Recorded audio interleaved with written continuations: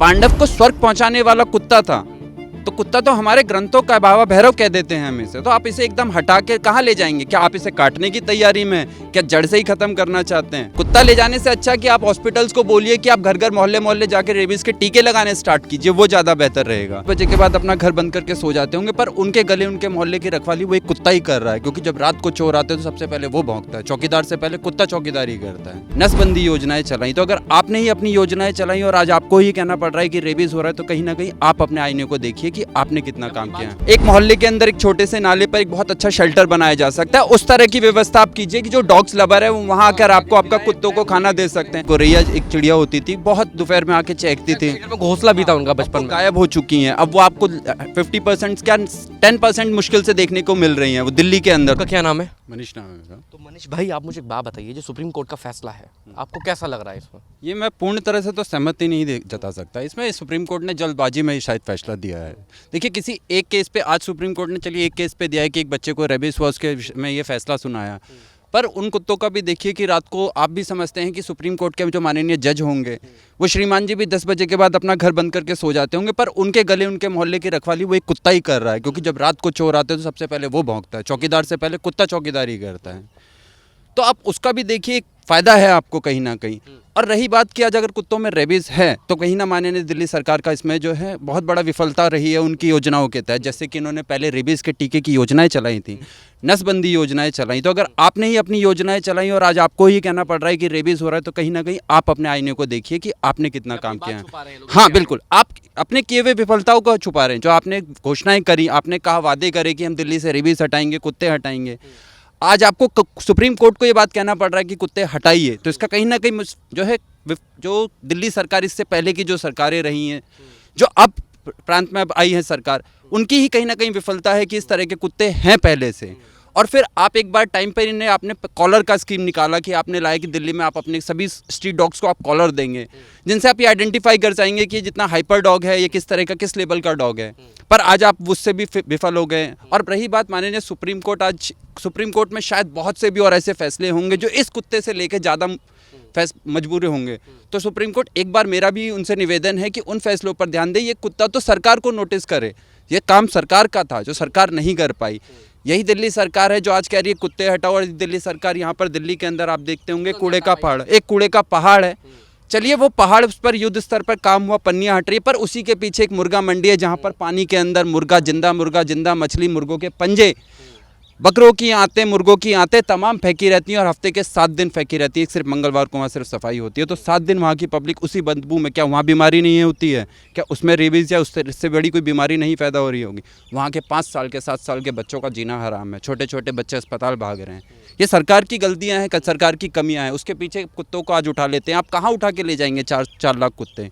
आपके पास कहाँ इतनी बड़ी जगह बची है अब दिल्ली के अंदर? आपको लगता है फैसला, अगर फैसला भी आया, इस पर काम भी हुआ, तो लगता है कुत्तों को जिंदा छोड़ेंगे इसके आड़ में? आप शेल्टर हाउस, आप एक जगह सबको ले जाके नहीं बना सकते। आप ये कर सकते, कॉलोनी के अंदर आप जिस तरह मोहल्ला क्लिनिक आया, आपने देखा मोहल्ला क्लिनिक के लिए कोई बहुत स्पेस की ऑक्यूपाइड नहीं है।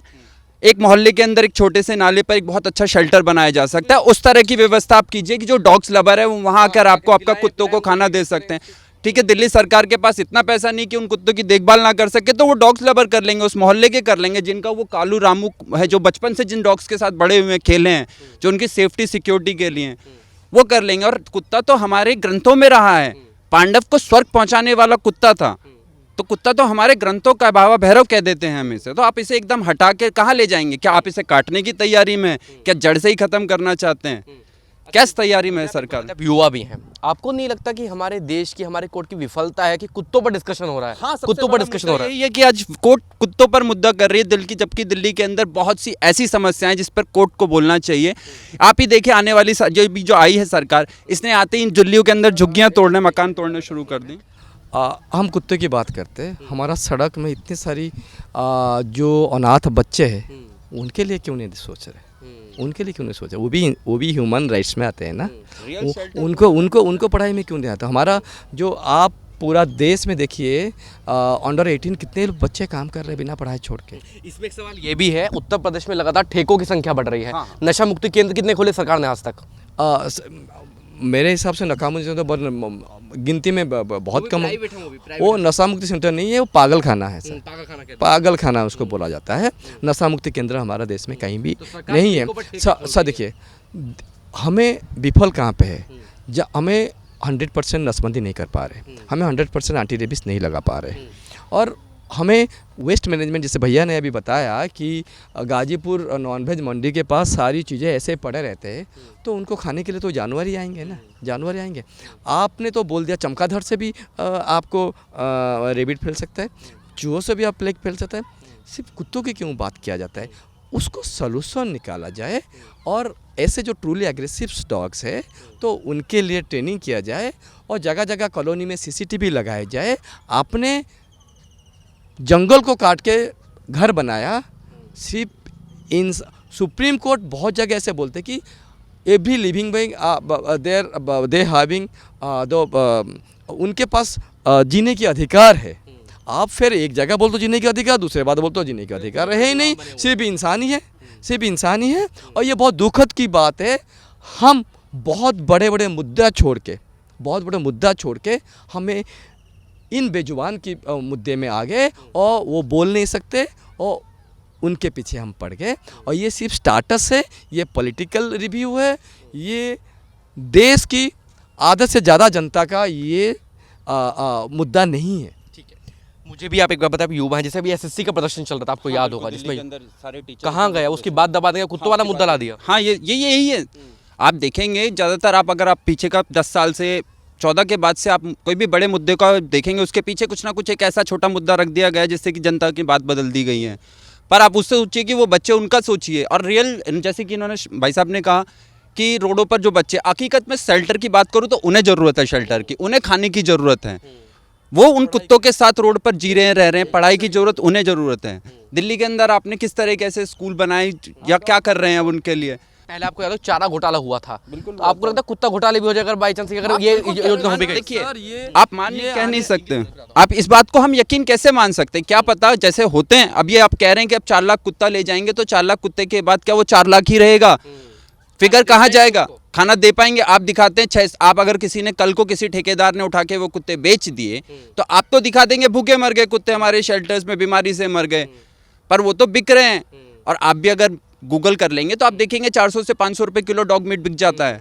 सो वो भी तो एक इशू है कि कहाँ जाएगा कुत्ता।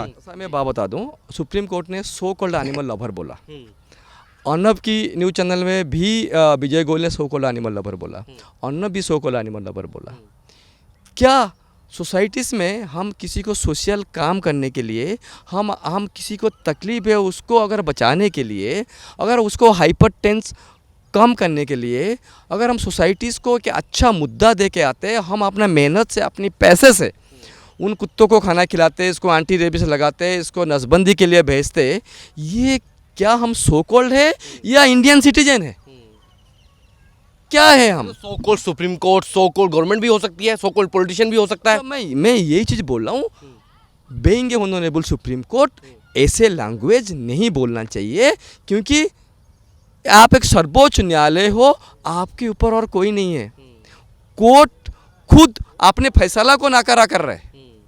कोर्ट खुद पहले बहुत सारी ऐसे हाई कोर्ट की, सुप्रीम कोर्ट की जजमेंट आई है जो उनके खिलाफ नहीं है, और आप सिर्फ अपनी लॉ को खुद उसको बाइकआउट कर रहे हो, बाईपास कर रहे हो, बायस कर रहे हो।